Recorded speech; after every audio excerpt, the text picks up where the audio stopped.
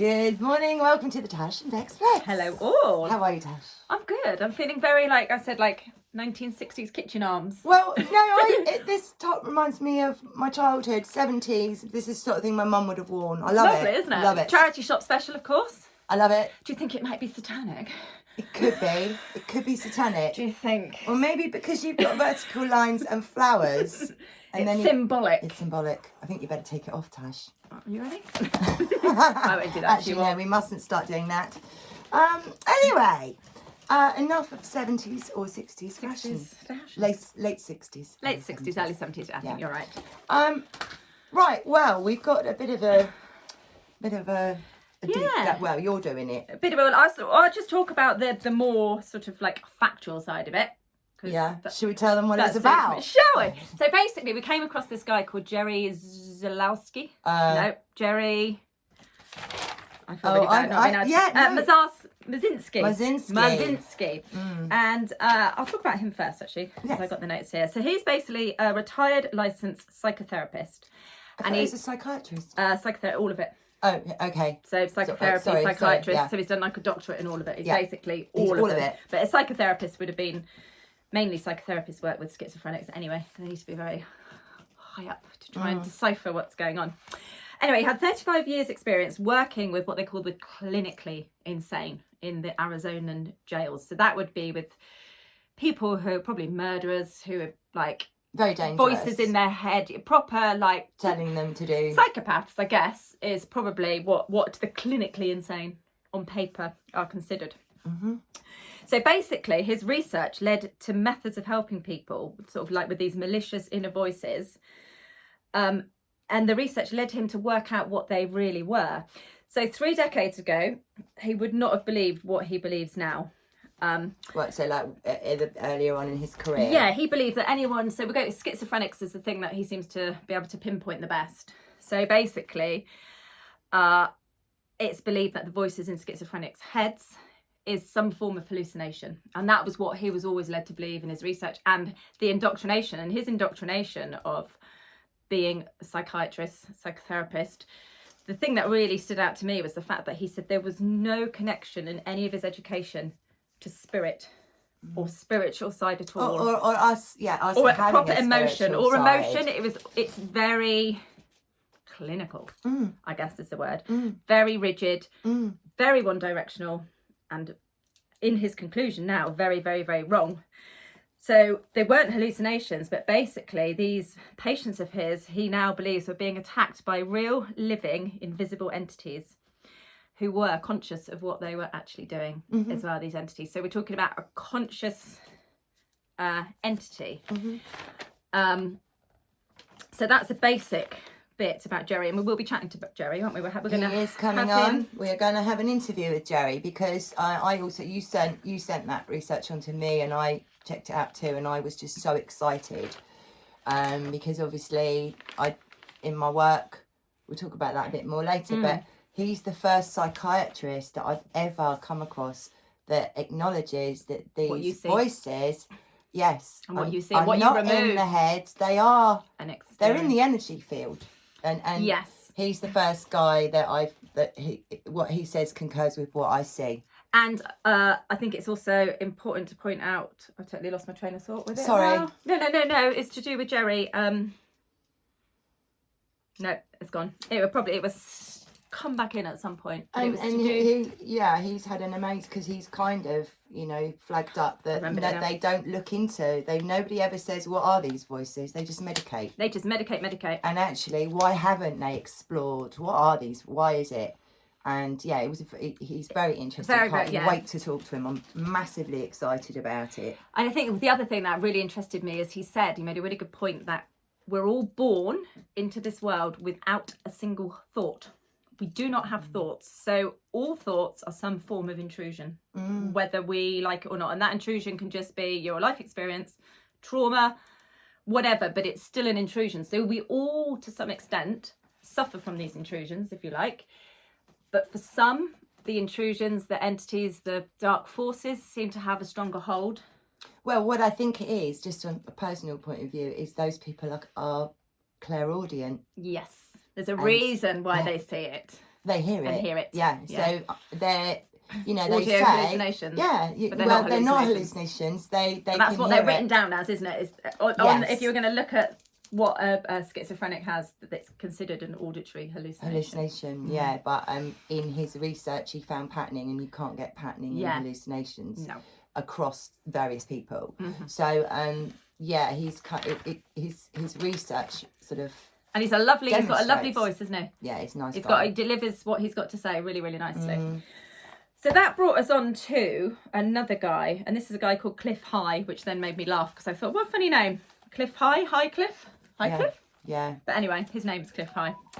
And his father was very high up in the military during the Vietnam War, basically. Because they're a high family. Yeah, High Cliff in the High family. In the High family, they're all high up. Very high. Because they were high. Yeah. So his squadron basically encountered demonic entities whilst using an early version of night vision goggles. So this guy's father, he had 3 very long tours. One of them was between 11 and 12 months. And during this tour, he was in charge of a project. And this project, they were using night vision tech, but they were using a red spectrum light. That's not infrared, just red, as we see it. Just red light, yeah. And the thing about that is strange, is that sort of tech isn't normal. Normal night vision goggles are green. They use green. And you see that in computer games, don't you? You know, when they put the goggles on, you get the green round thing.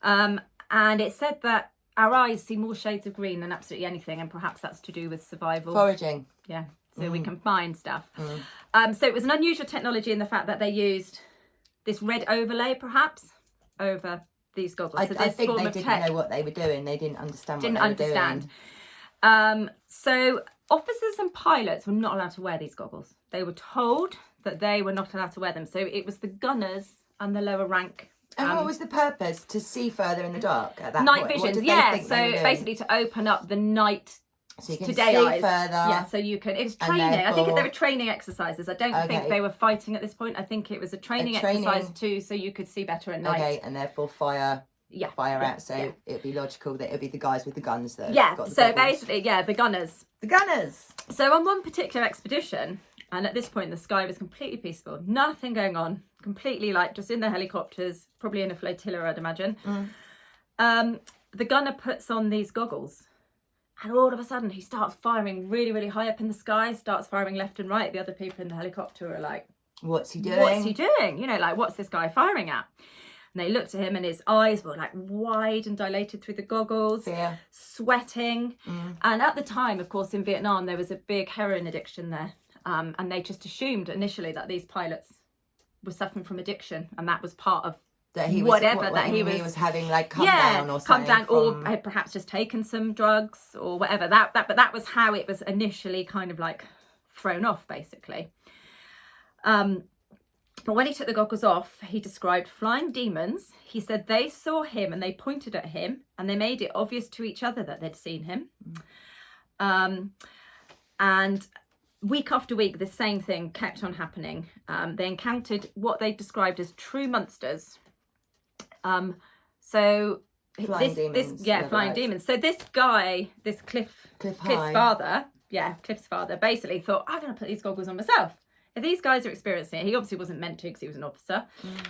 So he pops them on, tries to find out what's going on, and he described it as being like in a demonic gothic hell. And I think that's described, you know, like the devilish pictures you see alongside the angelic pictures. You get the flying, and they're very red and demonic, aren't they? And then you get the angelic sort of opposite ones. So I think he described it as very much like those big murals and those big paintings that you get. Yeah, horrible. And he said they were like creatures with wings and claws, and they were flying through the trees. And the minute he took the goggles off, couldn't see them. Nothing to be seen. Wow. So in his conclusion was that there was another dimension or consciousness that was only revealed with this red light technology. When they changed the red light to green, and they did an experiment, they weren't there neither. So and that's probably why we use green now. Yes, it was to do with this red. And apparently this technology is connected to the modern night goggles that people use nowadays to see UFOs. So it's the same tech. But the translation is done through a different phase alignment, is what they say. So the ones you get to see UFOs that you can probably buy are different to the... Yeah, they're not going to let us, they're not going to put these goggles out to the general public. No, definitely not. No, definitely not. So he said that the project lasted about 60 days and then they cancelled it because it was particularly sort of impractical as the flotilla were all shooting at each other. And you can imagine the chaos in the skies if they're all shooting at these demons. They're going to shoot each other down. Yeah, exactly that. So that they did decide to sort of like get rid of it after a certain amount of time. But 60 days is quite quick, so it was pulled quite quickly for a military. Yeah. Well, apparently a single exposure to these demons had such an unsettling effect on them that for several weeks they were pretty ill, and lots of the gunners who wore the goggles regularly were unstable, and for many months, and they were cycled out of the war anyway. I've said to you, even now, and I've been clearing these things for, since 2015, sometimes I come back and I do cry. I've said that to you, because it's so... I'm not frightened of them. No, but it's energy. But it's just draining. It's traumatic. What you. What the fuck? What is that? And then I have to deal with it. So, it's kind of like, it's horrific. Yeah. It's horrific. And he said his father he took a long time to get over, and I think he did it just that one time. And it also, it shakes up your whole, I can't imagine doing it like that with glasses, just 1 minute, nothing, the next minute. For me, obviously, it's been a gradual journey thing, into it. to get where I've got now. But that shock, I wouldn't want to find out that way at all. No. And he described it again that you could interact with these apparitions and they attempted to coordinate something between themselves. So normally we can't see them. So it's sort of like not normal for the entities to react and point and agitate. So for the entities as well to have this interaction once they put the goggles on is it a creation within itself? Because they're obviously there. They know when you can see them. But they're obviously there all the time waiting for some kind of unless you turn to communication. So for them, I think they were quite excited as well. The entities were like, so it was like they were like, look, they can see us, what's going on? They're reacting, we can do this, we can do that. Yeah, which again, this nation wouldn't do. No, definitely not. So that is the kind of like scientific-y side to what we sort of looked up upon that. So how does that relate to your work, Bex? Well, very nicely actually. This is good because it kind of adds weight to the truth of what I experience. I always say that the dimensions are all here. It's not like we travel over there. It's layered. It's all here. Yeah. And if you think about it, what I'm doing, I mean, we've talked about it before, but when I'm clearing someone's energy field, yes, I'm going. I don't do it here, but I see those things, and I'll take them off and get rid of them. What do you see? Different types of beings. Are they big? Are they our size? Or are they indescribable? Oh no, they're very describable. But there's just so many. It's like give us an example. I just want to say this is just the organic ones. Yes. Because there are different AI ones as well. Yeah. So give us your worst. Try and describe the worst organic demon that you've seen. And don't say it was on me attached to my fanny. No, it wasn't. The worst one, where I thought it was going to kill me, or just visually, because obviously it's a very big visual impact for these people, isn't it? It's not just visuals, Tash, it's smell. It's okay. Smell. What's the smell like? Oh God, it's disgusting. I'm going to talk about one that I did the other day. It's not actually a demon. This was a dark entity, but it was more if you suffer with depression. Yep. And you've had chronic depression. This is the sort of thing I will find in your energy field. Yep. So I see the person standing. And then there's this thing over him and up and round. It's so big. I can't see the top of it, if you understand what I mean. Can you put your hands through it? It's solid. It's a solid mass. It's solid, solid mass. And so I have to weaken those things before I can take them off. Mm-hmm. Because they've got a root or an embedment into the person's. Is that always in the same place? No, it can be all over, but usually they're down the spine, head, down the spine. Down the chakra points, the entry points to the body, to the physical form. So before I can take those out, I have to weaken it. And anyway, this one was disgusting. And I weakened it and killed it and it fell on the thing. Then I have to put it into a light vortex to take it out of this dimension. Yeah, take it out of this realm completely. So it's lying on the floor and it's still Ew. twitching because it's still alive. Still got some energy. Yes, the stench is disgusting. It's what? it was like they're like, imagine a slug, but like times a billion. I can't imagine what slug smells like.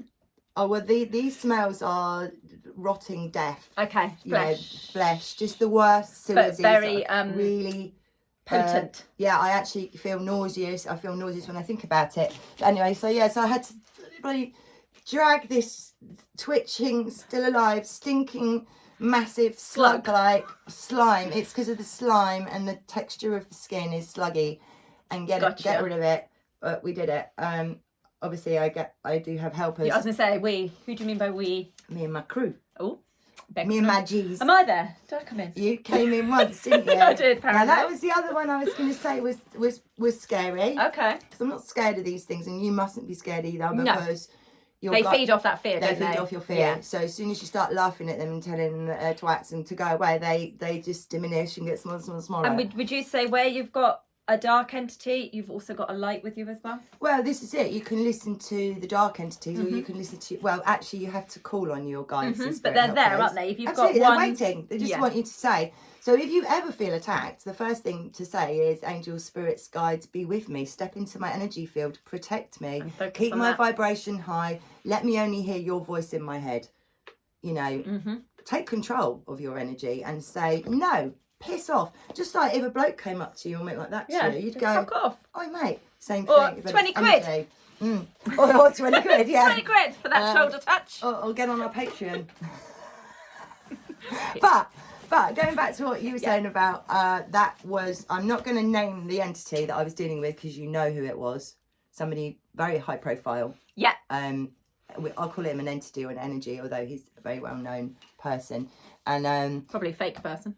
That's character. Well, AI certainly character, a demon. AI. Certainly a demon. But a created. But energy. in that I, as you know, I was sucked in, and I went and I had to do battle with this. And that's when I came. Yeah, and he was going around in a circle, and he was going and showing me his demon, and it was just like weirdly enough, purples, very dark purples and blacks are quite common on their skin.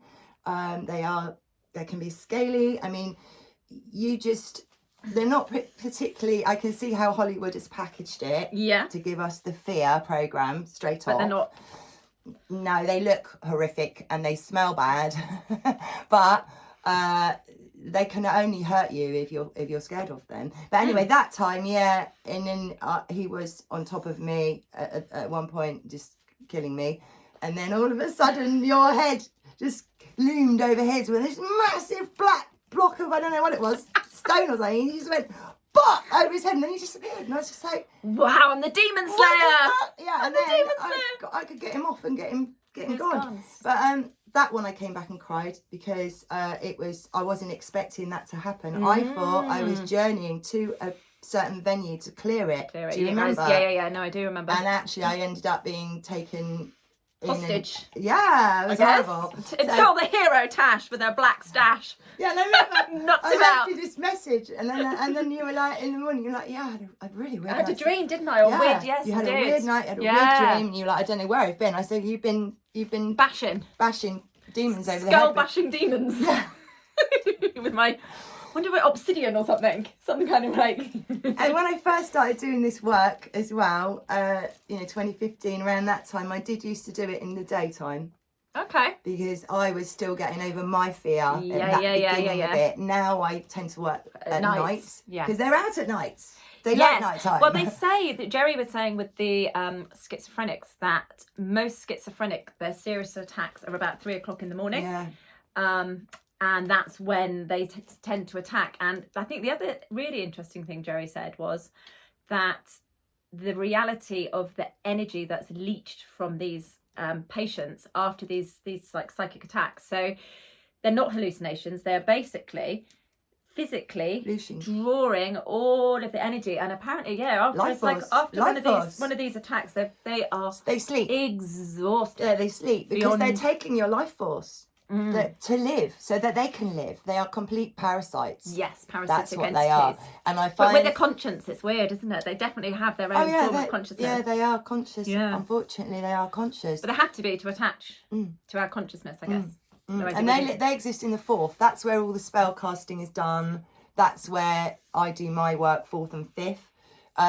So, you know, it's a funny one really, because you know, it's massive. There's so much stuff that I see on people. It's my main work now. And you did get a demon. I had a fanny on my a fanny on my demon. I didn't have a fanny on my demon. I had Your demon was male. I get loads of pelvic problems. Won't go into that too much. But when Bex did some healing, I think I might have spoken about it before. I had like an upside down Dracula character. Yeah, he was kind In of a batty type like thing. a And he was batty. hanging upside down. And he was quite humorous, wasn't he? Very funny. Yeah, he got trickster energy as well. Yeah, trickster. So I've got a trickster fanny. But he's gone now. But he was hanging around down there, and God knows how long he'd been there. You know, so No, didn't you? No, you said it was pre-conception. No, pre. Oh, some of the stuff came. Pre-birth Yeah, or something. you can get stuff attached to you. Yeah, yes, I think when you did. before you're even born. I think when you did the What thing. chance do we stand?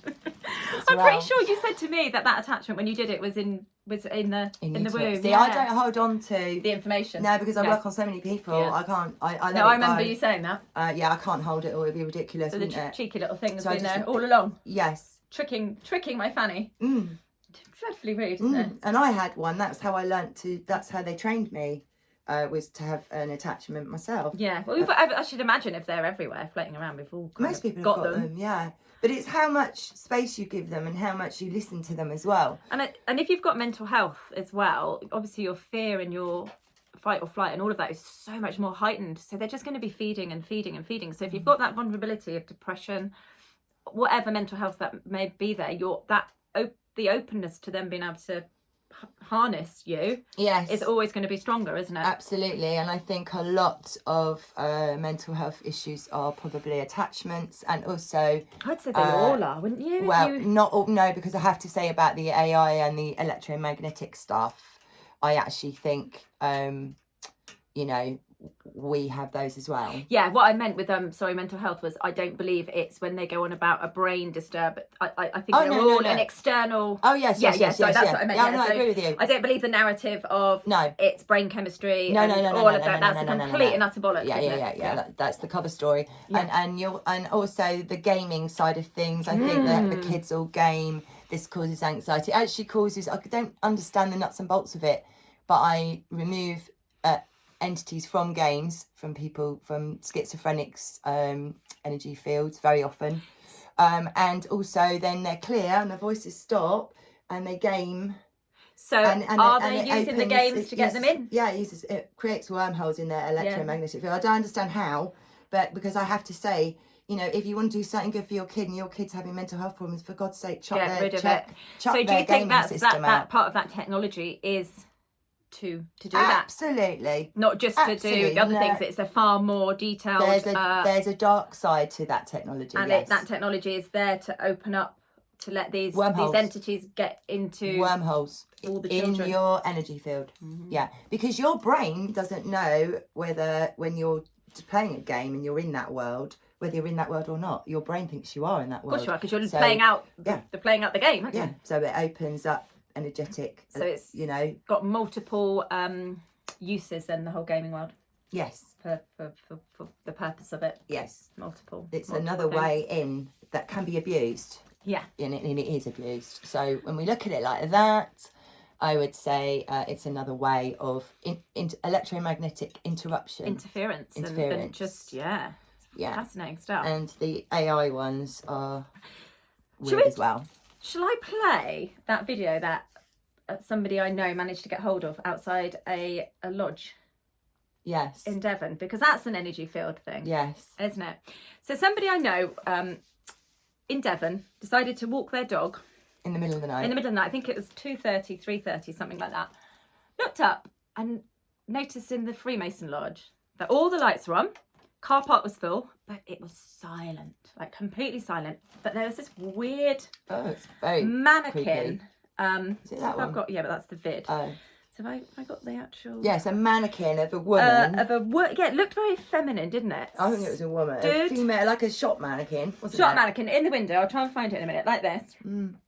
So this person was like, oh, I'll try and get some photos. Tried to take photos and the phone glitched. So you couldn't take photos. It was glitchy. So then they thought, I'll try and take a video. So they took a video. The video worked, bearing in mind for them, there's a few of them there at the time, it was pure silence. They could not hear anything. So when they went to play the video back, this is what was captured on film. This is what was captured on the film, and now it was just there, and now they've taken it away from me. Oh, you bastards! Oh yeah, I got it. It's all right. I found it. Well done. I found it. So this here, I'll play it up. So this, it's the noise we want to listen to. So do you think this is an energetic force that has been put out? Barrier. Yeah. Okay, here we go. So listen to the sound. So they couldn't hear this. You see the mannequin? It will come up in a minute, I think. Can you hear the clicking? Click, click. Right, there's the window. I will find the picture. Oh, okay. Can't really see. You can't really see. And then the noise changes in a minute to that.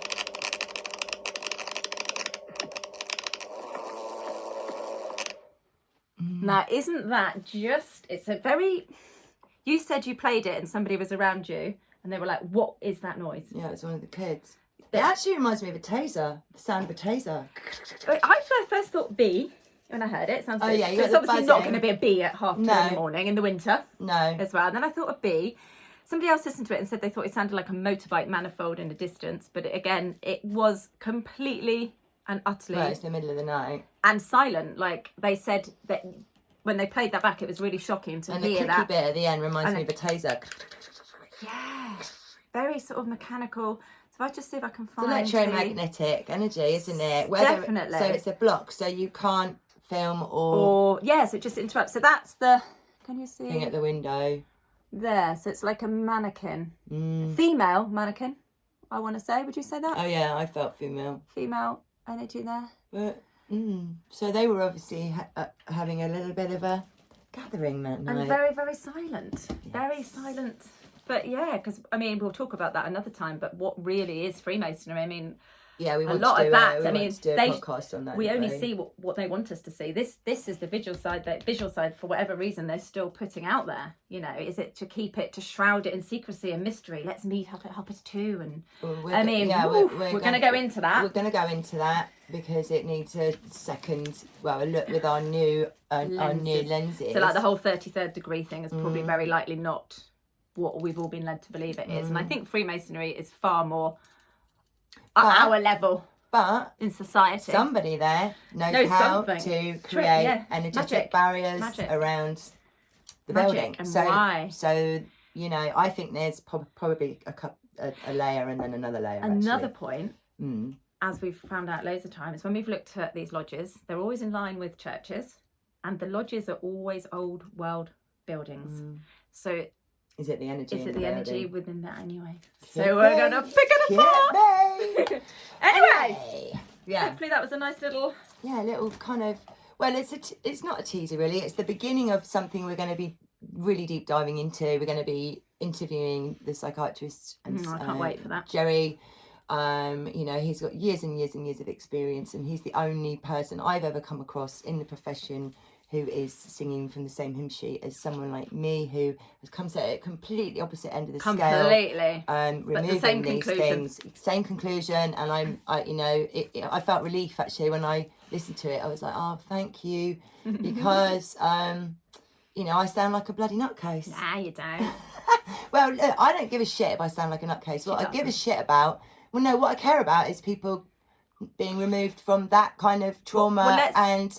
You know, it changes people's lives. Let's say we can pick apart what mental health and psychiatry is all about, and lots of people could be relieved. That's the main thing. Yeah. All the people suffering, and I want this to get out. And they're led down this ulterior path of medication and a false narrative as to what's wrong with them. And the medication is just awful. Dreadful.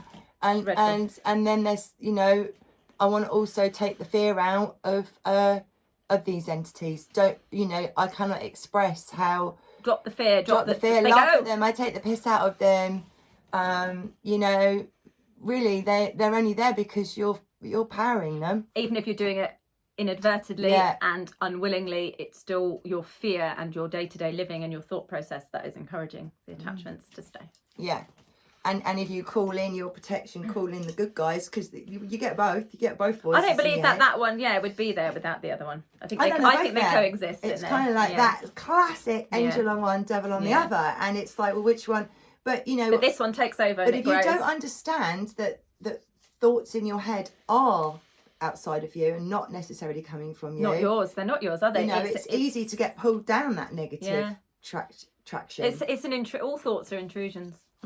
Actually, what we are is this gut brain, which is our gut our feeling, instinct, our intuition, our knowing. Does that feel right? And that's what they've been getting away from us. That's the secret to it all, isn't it? That's the secret. And it's really, really very easy actually to to deal with and get rid of. Take your power back.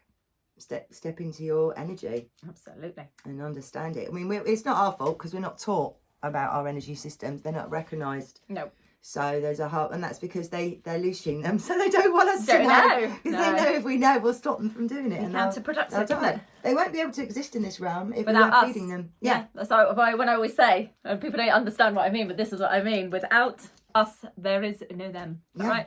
Yeah, exactly. So, they don't exist without us. Yeah. So if you start looking at it like that, they're kind of not real, or they don't have to be real. They don't have to be real. No, they don't have to be real, and they can certainly be Food told. for thought, eh? Fuck off. Fuck off, you bloody fanny demon. You baggy twat. Yeah. I want him back. I miss him. Do you? I miss my fanny demon. You got Will. Who's your fanny demon?